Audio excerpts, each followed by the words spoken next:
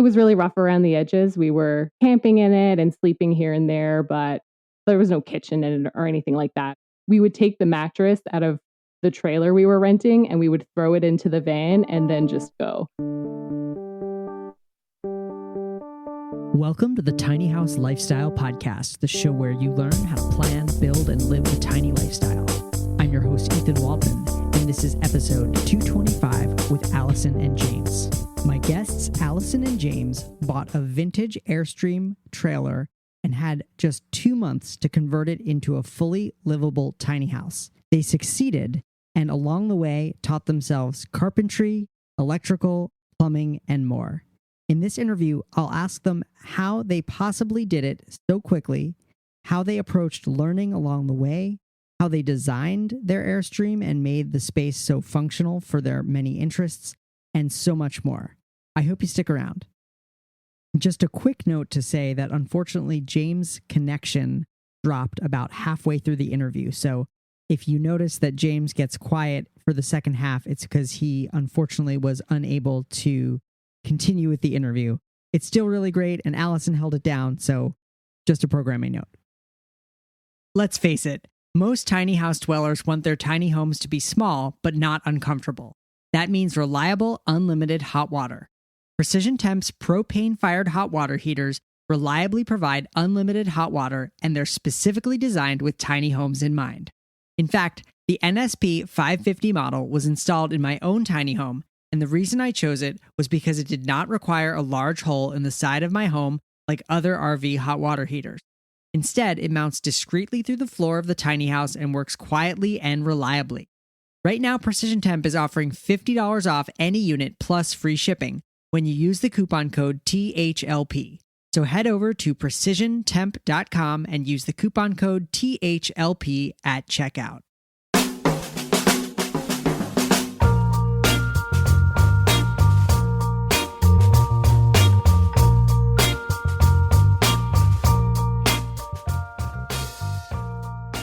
All right, I am here with Allison and James.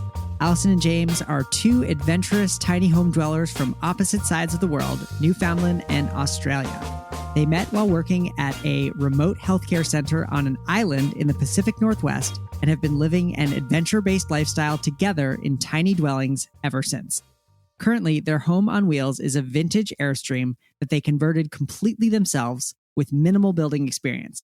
They also live part-time in their home with sails, and during the summer months can be found cruising up and down the Pacific coast in their 30-foot Catalina sailboat. A few years ago, their lives looked a lot different, but recent times in healthcare created a sense of urgency to pursue their dreams. They've made some bold moves, scaled back their working hours in their conventional jobs, downsized their possessions tremendously in order to live a minimal, debt-free lifestyle, and learn photography and videography while working to pursue their dreams of becoming digital nomads. Allison and James, welcome to the show. Hi, Ethan. Thanks for having us. We're stoked to be here. Yeah, thank you for having us on, Ethan. Yeah, so excited for you to be here too. First of all, just let me compliment you and say how incredibly impressed I am both by your Airstream build out and your YouTube channel, both things that you learned seemingly while doing it. So you're both very talented. So congratulations. Oh, thank you.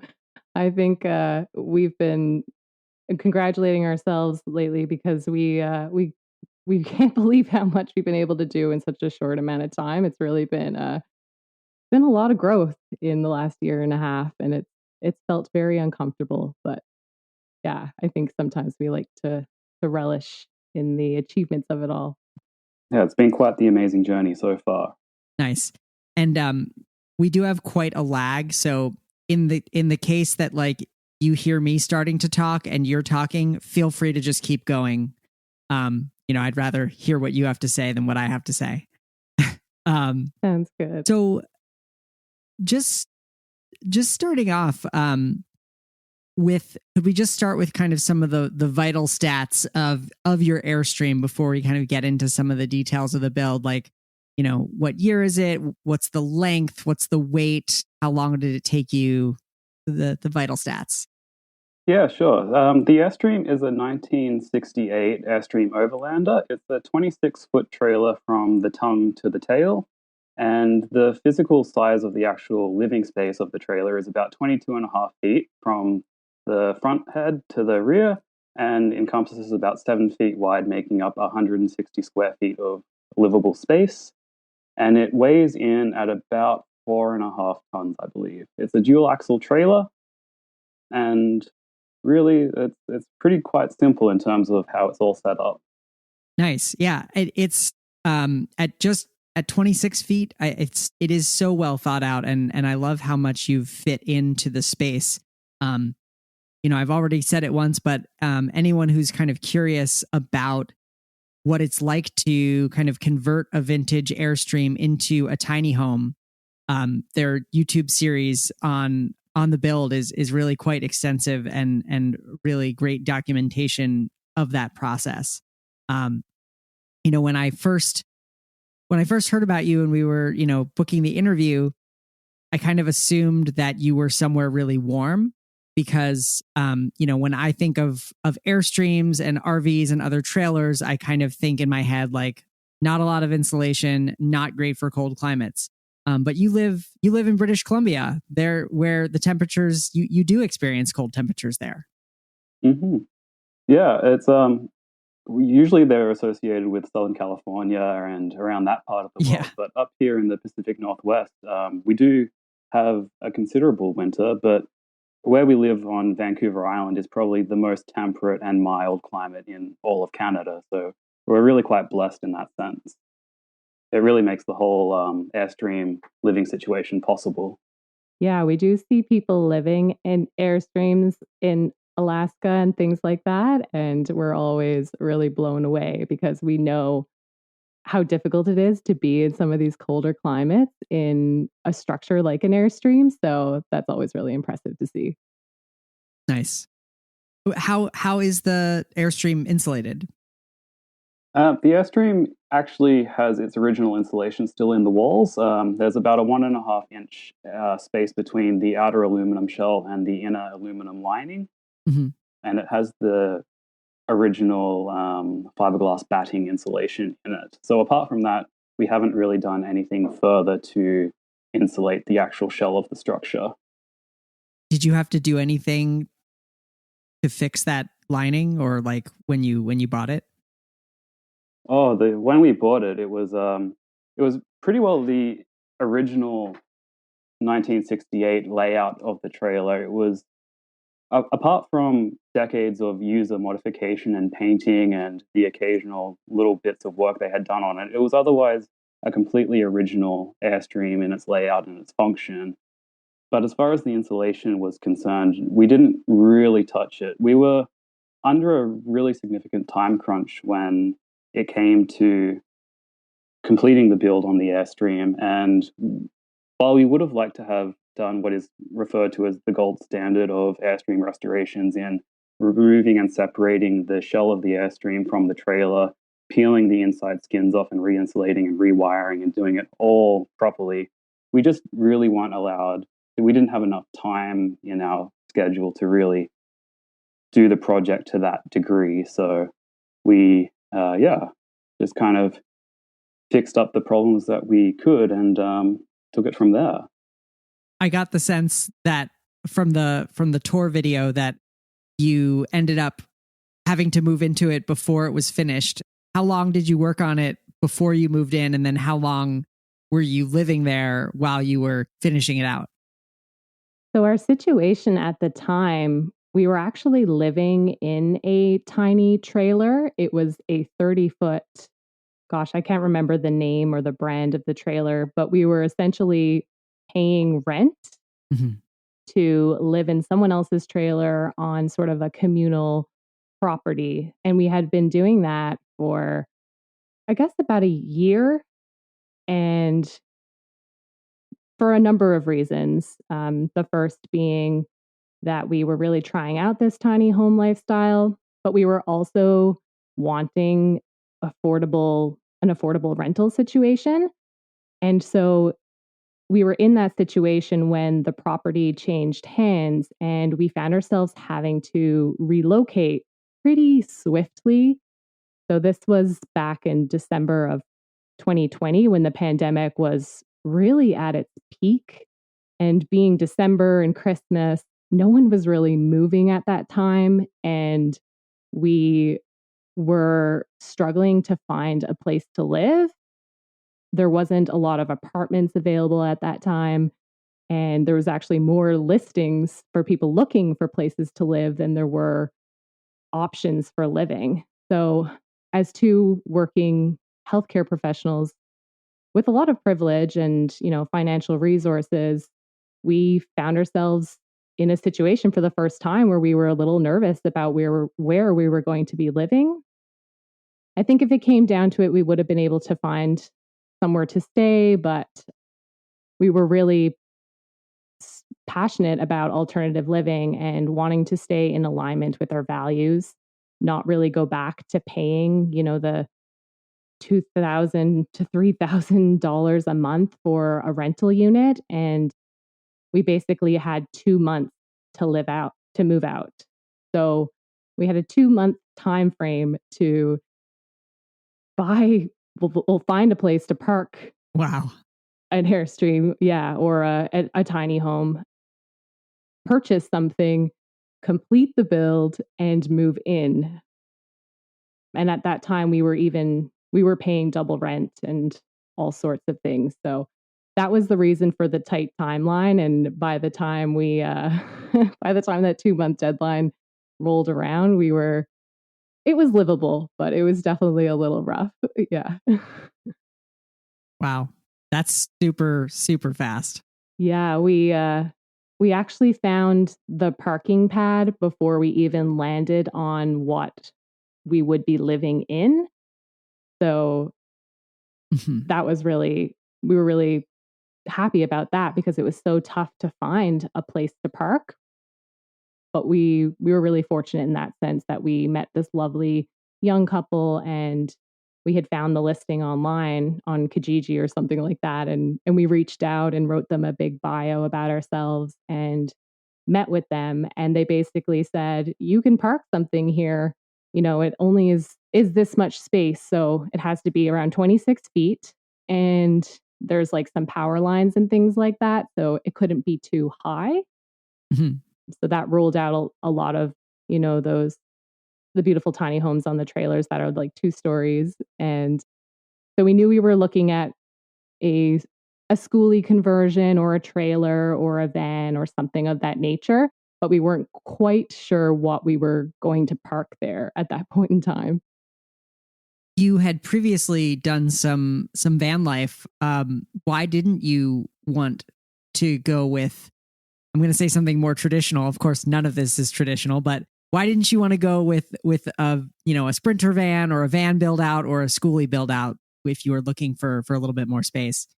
Yeah, James and I had spent a considerable amount of time doing van life on the island and the coast of BC. When I met James, he had a 75 Ventura. And so we were adventuring in his van, and it was really rough around the edges. We were, you know, camping in it and sleeping here and there, but there was no kitchen in it or anything like that. Essentially, we would take the mattress out of the trailer we were renting and we would throw it into the van and then just go, cooking on the camp stove. And it was really definitely not luxurious, but super, super fun. And we really got a taste for what life was like on the road. Like as much as we tried to anchor down the drawers and our things, like stuff would just fly around everywhere, and we just got a taste for life in motion. And it was a really, really small space for two of us, which I think is totally fine if you're living a lifestyle where you don't have to show up at work on a Monday and look, polished and professional. It was really tough to do that. And I know a lot of people do that, maybe definitely out of necessity or choice, but it was really hard for the two of us with the jobs that we were holding currently, mostly because James and he was doing shift work as a nurse. And so if he did a night shift, Mhm. he would need to sleep all day. And there was no way I could be in the van And it was really difficult to be away from our tiny home on wheels for 12 hours or so while he was resting and stuff. So yeah, I think that was the big reason. But also we encountered quite a few breakdowns with our life in the van, and we decided, maybe for our semi-permanent home, we would prefer something that didn't have an engine attached, just to kind of eliminate that stress and anxiety. Do you have anything to add to that, James? I would just say that the biggest thing was definitely separating the engine and the mechanical maintenance on top of the house maintenance. Mm. Yeah, by separating those two things, you really eliminate so much complexity from your housing situation. Yeah, that's always kind of scared me about van life or schoolies. Like, if you're going to be living full time in this vehicle, if that vehicle has to go into the shop, like literally your house has to go into the mechanics. And like, it's like, where are you going to be during that time? And what if it takes multiple days to fix?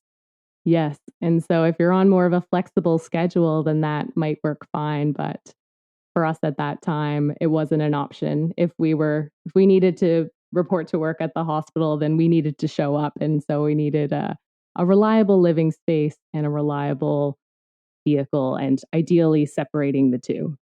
The design is really well thought out. And I'm surprised to learn that, you kind of did it quick on the fly almost. I'm curious how you approached the design and the layout of the Airstream, since you did kind of take away all the original stuff that was in it. Yeah.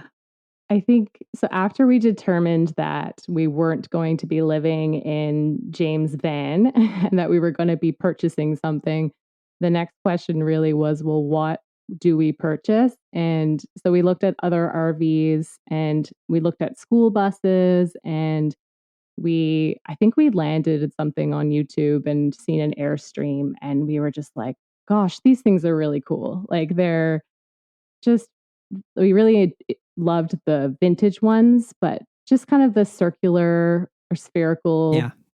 feelings in them. And we just did a quick search to see if maybe there was one in our area that we could look at. So, yeah, we did a quick search, and there was one for sale here on the island, and it was actually just an hour drive from us. And so we were like, let's go check it out. And we just fell in love with it. And it's really funny because most people are like, what were you thinking? Like, why would you purchase that? It was so, it was in such rough condition, and it just looked, pretty rough around the edges. But we just like fell in love with just the aluminum like body. And yeah, we thought it would be really fun to build something in that space. It really inspired us, I guess. But at that point, we knew we weren't going to keep the original layout because it was really closed off and segmented, and it was very dark inside. So the original like walls and countertops and things were like really, really dark. It had been painted this kind of 60s neon green, but it was just very, yeah, we knew we were going to change it, but we didn't really have a vision for exactly what it was going to be. James and I were talking about this earlier, but during that time, we really didn't feel like we were planning ahead so much. Like, during that time, things felt so chaotic, and we felt more like we were reacting to things. And so we were just rolling with it. We made the offer, purchased the Airstream, and then I was pretty naive to think that we were actually going to live in that space as is. Like, my mentality was like, okay, we're going to give it a really good clean, and we'll live in it for a little bit and just fix a few things. And it's funny because James knew all along that we were going to completely demolish the entire thing. And I just didn't think that was possible. But I think the design really came about after we gutted the trailer and painted it. And then it really started to design itself based on what we wanted and our lifestyle, but also just functionality of two people living in there, and what our lifestyles are like. In terms of the design, we had also looked a little bit online to see what others had done with Airstreams of a similar length. Mm-hmm. And we basically determined pretty quick that there's just endless options. People really design these tiny spaces to meet their lifestyle and their design choices. And so we didn't really follow a design that we had seen per se, although it's the design we landed on is common. Mm-hmm. But what we ultimately determined is like, okay, what do we like to do in this space, and what will we be doing in here, and then design it around that. Mm-hmm. So for James and I, we both really love cooking. It was something that was really important to us and something we didn't want to have to compromise in being in a tiny space. And so, and a lot of the designs we had seen were, tiny counter spaces and not a lot of cooking space. And so that was really our focus, was to have a lot of countertops where, at least one person could comfortably cook in there, but maybe sometimes two. And, it needed to have a comfy bed and a space for us to work, essentially. And so that was the design principle that led us to really building a lot of counter space. We have like about 15 feet of counter space. And in building that into the design, it made it an open concept because the countertops run the length of the entire trailer, essentially. And so Mm-hmm. that was it. And then we realized we needed a bathroom. And it's funny because the trailers we were living in previously didn't have bathrooms. We were on a communal property where we actually used a shared outhouse. So we would walk from our trailer to the outhouse. And so that was a really important part to put into our tiny home, was a place where we could use the bathroom without having to walk out in the rain. And yeah, Mm-hmm. kind of run to the bathroom in the night because you're afraid of animals and things like that. Yeah, when you don't have an indoor bathroom and then you upgrade to having one, it's like it's a luxury for sure. Yeah, it felt pretty foreign at first. And I will note, some other cool things that I learned from the tour video is that you have a specific space for your sewing machine, which I'm always telling people, like, design your tiny house around your activities. And and I always use sewing as an example. Like, if you are going to have a sewing machine, make sure you know where it's going to go. And then also, you apparently have a full beer brewing kit, like, stored in your closet. Yeah, it's funny. These were actually afterthoughts. So we didn't build those items into the build necessarily. So it's funny, those items, we didn't think about them when we were designing the Airstream. Those were definitely afterthoughts. We did think of things like our skis and snowboards and hiking gear and things like that. It wasn't until after, when we were living in the space, that we were like, oh, we actually have too much storage now. We have way too much space than the things that we actually own. And so we were able to, purchase a few things that we wanted that we never thought we'd be able to have in this space. And James and I we're pretty passionate about beer, and we always wanted to brew our own. And we had this nice big closet now.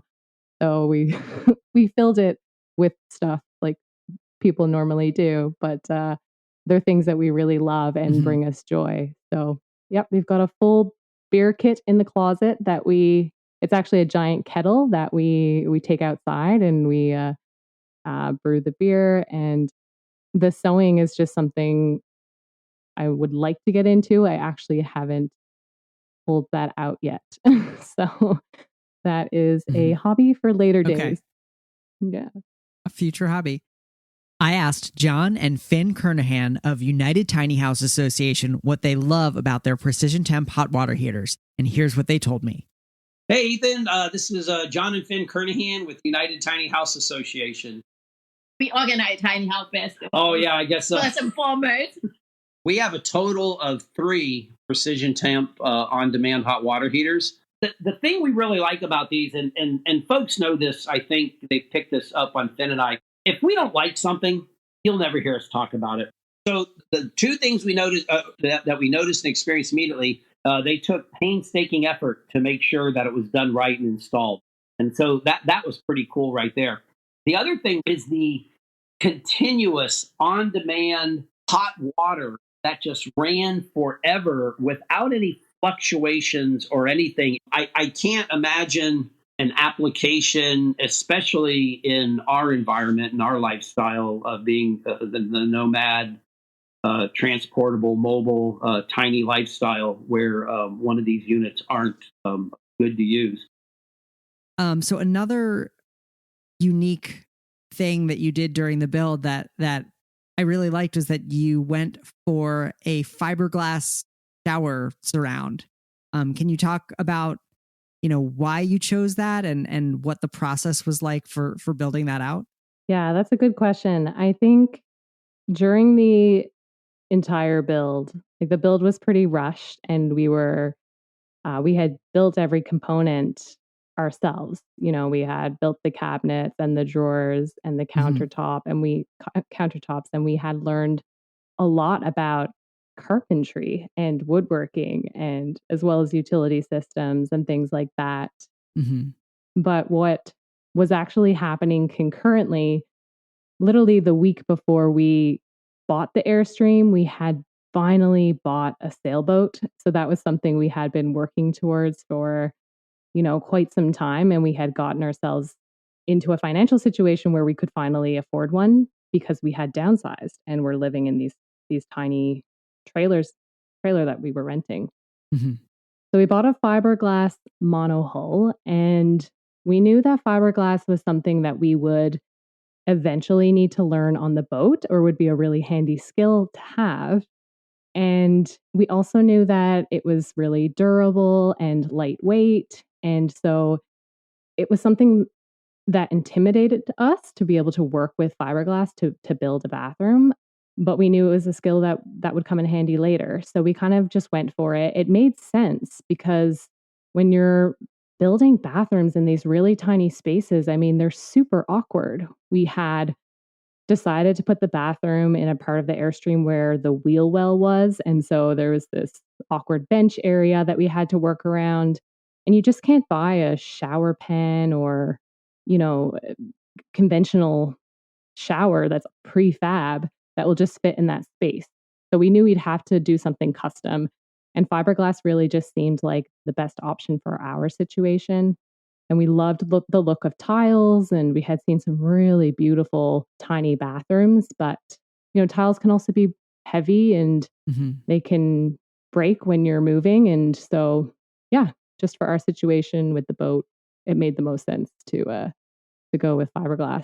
And we're super happy with how it turned out. Honestly, I had no idea what the end result was going to look like. I was just thinking, well, if it ends up being waterproof, that's awesome. And it ended up turning out really, really nice. And that was surprising too, because we were still doing the build outside. I mean, throughout the entire project, we never had a workshop or a space where we could comfortably do things with, you know, conditions that were favorable. We had done the entire Airstream build outside during winter in snowstorms, and, just out there sanding and milling wood. And so the fiberglass project for a bathroom was no different. We popped a tent and we did it outdoors.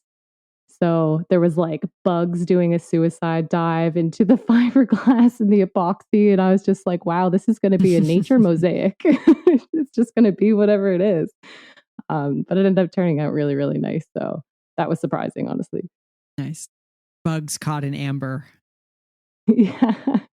Well, it was funny because when we had demolished the Airstream, we found some pretty interesting creatures that were definitely not fossilized in the Airstream like they would be in epoxy, but we found, rodents in the electrical, and there was like a wasp nest, like exotic wasps from Mexico, and we found mushrooms growing in the walls, like really healthy mushrooms.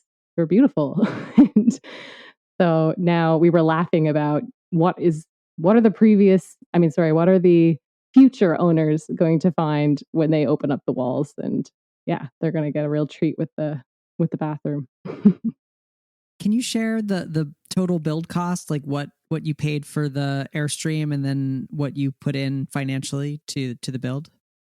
Yeah, definitely. So we ended up purchasing the Airstream for $8,000.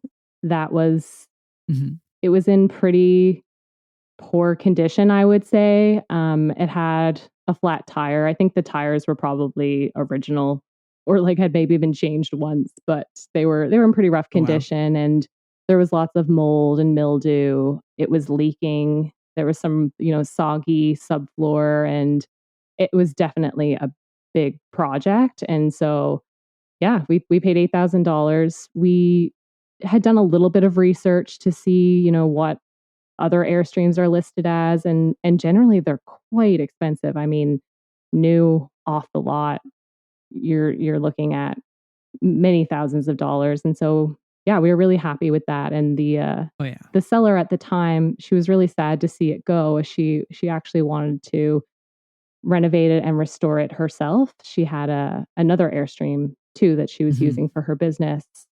So she was sad to see it go, but she was happy knowing that we were really going to turn it into something. And so, yeah, we were both happy with that final cost.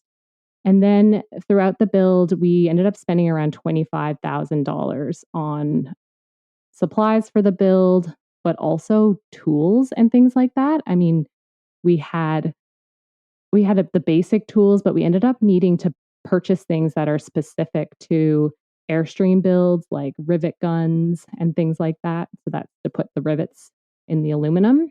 Mhm. So the total cost included things like that, as well as, the price of the Mhm. lumber and and all that. We did have a bed, basically. That was the only thing that we could take from our last living situation and kind of implant into the Airstream. But we needed to purchase a lot of stuff. And I think timing wise, we got really lucky because I don't know how easy it would be to do the build now for, that cost. I mean, the price of Mhm. trailers and vans and everything have gone up so much just even like since 2020. And even while we were completing the build, the price of lumber, every time we went to Home Depot, it was more and more expensive. So we feel very fortunate that we purchased Airstream when we did and did the build when we did Yeah. because we were able to keep the cost down. Do you have a sense of how much time, like how many hours you put into it? Oh gosh. Um, it took us 2 months of us I know you don't like to working. think about it sometimes. No, I think we do. It was a really difficult time. We were juggling so many other things. So I was working full time in healthcare and working really long Mhm. hours. I was actually on call evenings and weekends, and James was picking up shifts as a nurse as well. So we say it took us 2 months because that's the timeline that we had to complete the build, but I was actually working full time pretty well up until the last 2 weeks. And when I was at work, James would be, endlessly sanding, like 12 to 16-hour days and just living on ham sandwiches and, doing a marathon sand. And, then we were actually commuting to the build site. So I would drive up after work and we might lay the flooring and, try and do some things until midnight, get some sleep, and then I would try to drive back to work the next morning completely exhausted. So it we had a 2-month timeline, but we didn't actually work on it for 2 months. We worked on it less, but any waking hour we had where we Mhm. weren't at the hospital, we were basically researching or doing physical labor, and that got to be pretty exhausting for sure. Yeah. I wouldn't recommend necessarily doing it in that way. We were pretty burnt out afterwards and it was tough to to Mhm. stay positive during that process and really enjoy the process when we were working so much. Yeah, I think for most people working on an Airstream or any tiny home, I mean, a 2-month time frame is totally unrealistic. And I mean, a year really is, I think, a normal time frame to complete a project like that. Yeah. We did continue to work on it after we moved in. And yeah, it was just plywood when we moved in, and we were able to really just finish everything over the next 12 months or so. That's awesome. So you both work in healthcare and, weren't trained in carpentry, yet you managed to produce a pretty sweet custom Airstream. I'm curious, how did you approach learning these new skills? And any advice for listeners who maybe not in healthcare, but also not in the carpentry field, who are thinking about taking something on, be it an Airstream or a tiny house or whatever? Yeah. This was something we always wanted to do. And so, for me, I had spent probably a number of years, watching tiny home things on YouTube and just really starting to think about what I Uh-huh. wanted in a tiny home and what I wanted my life to be. But I certainly did not have any concept of carpentry and building. I think you'll see in the videos, like, I didn't know what the names of any of the tools were.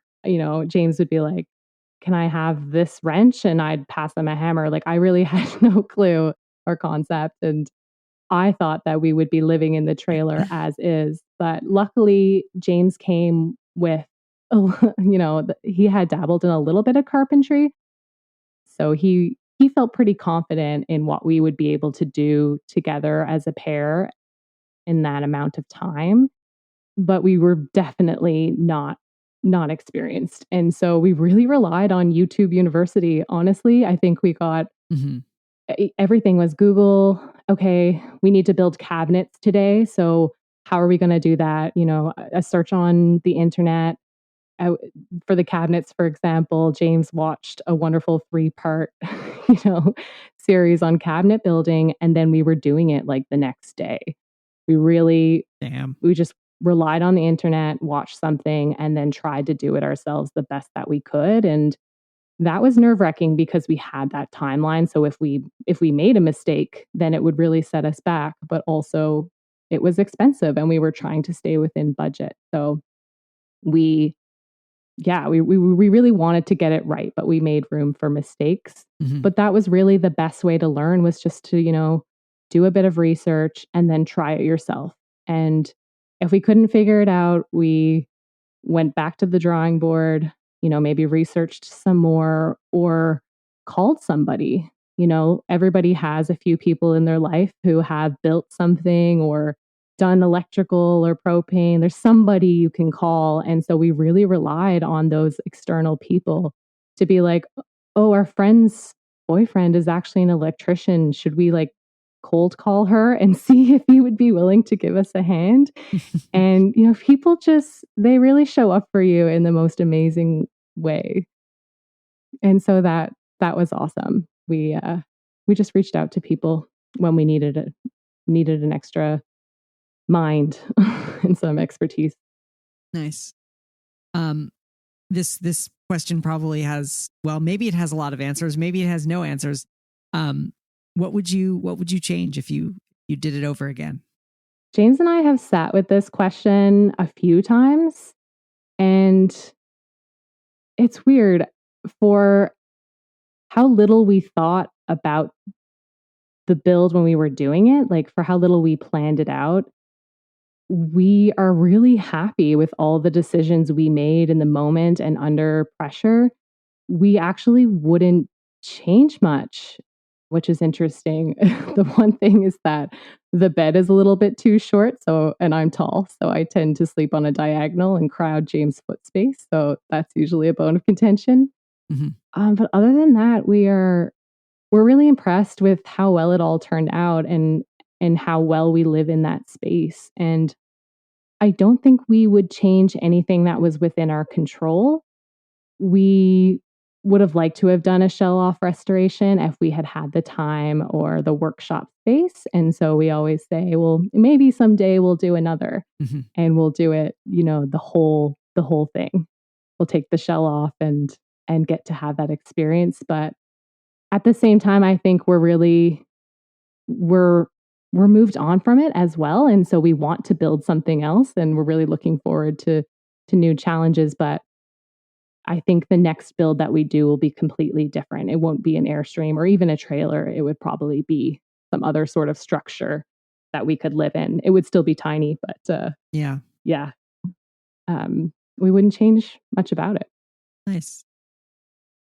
Kind of a random question. I wanted to ask you about the swivel table, which, this is a podcast, so I'll kind of try to describe it. At one end of the Airstream, there's kind of a U-shaped seating area, and there's this really cool tabletop that looks like it mounts onto like a metal pipe, and it can turn and swivel kind of wherever you want it to be. So depending on where people are sitting, it can be where they are, and I'm assuming you can get it out of the way entirely if you want. What is that, and where did you find it, and can you talk a little bit about how it is important to the design?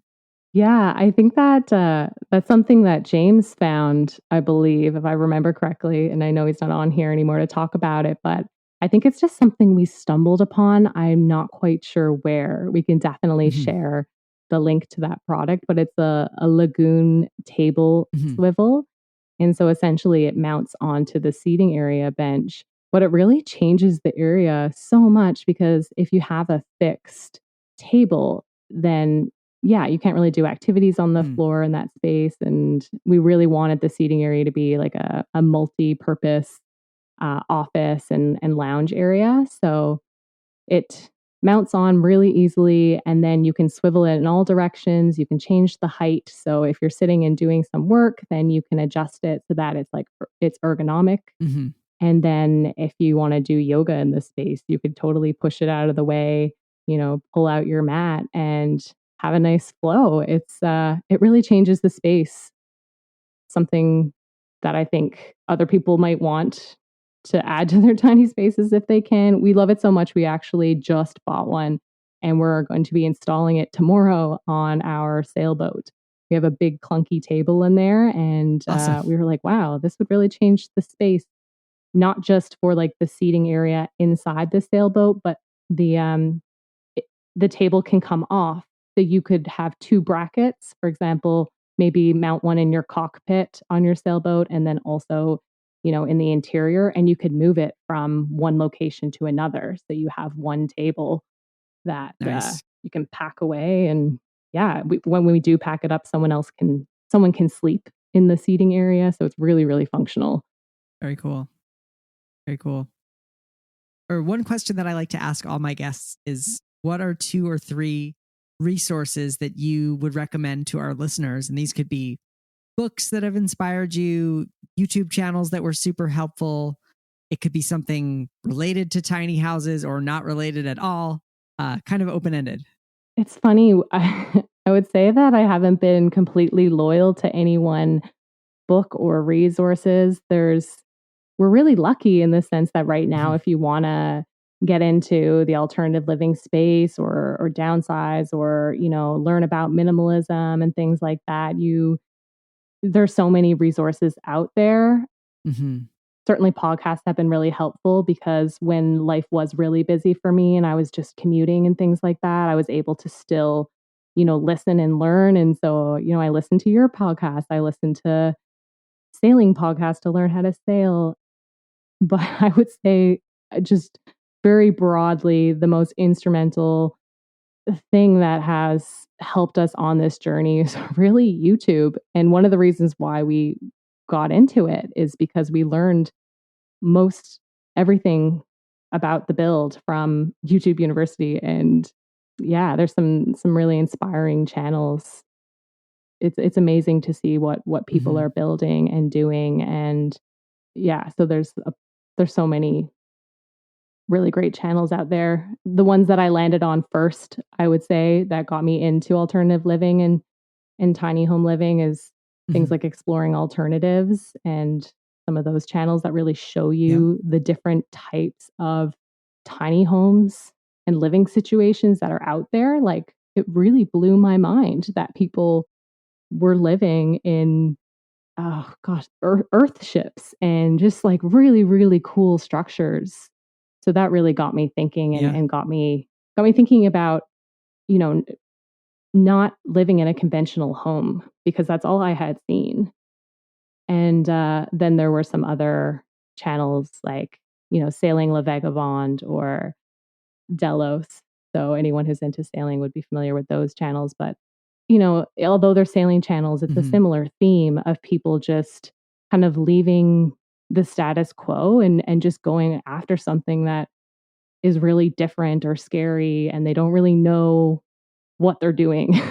They're just going for it because it's something Yeah. that's calling to them. And I that really resonates with me. So yeah, definitely check out those channels if you haven't already. Sailing Uma. Yeah. Awesome. Well, Allison and James for part of the time. Thank you both so much for being guests on the show today. I really enjoyed talking with you both. Yeah, we really enjoyed talking to you, Ethan. Thank you so much. And hopefully we can do it again. Thank you so much to Allison and James for being guests on the show today. You can find the show notes, including a complete transcript, photos of their Airstream conversion, and more at thetinyhouse.net/225. Again, that's thetinyhouse.net/225. Well, that's all for this week.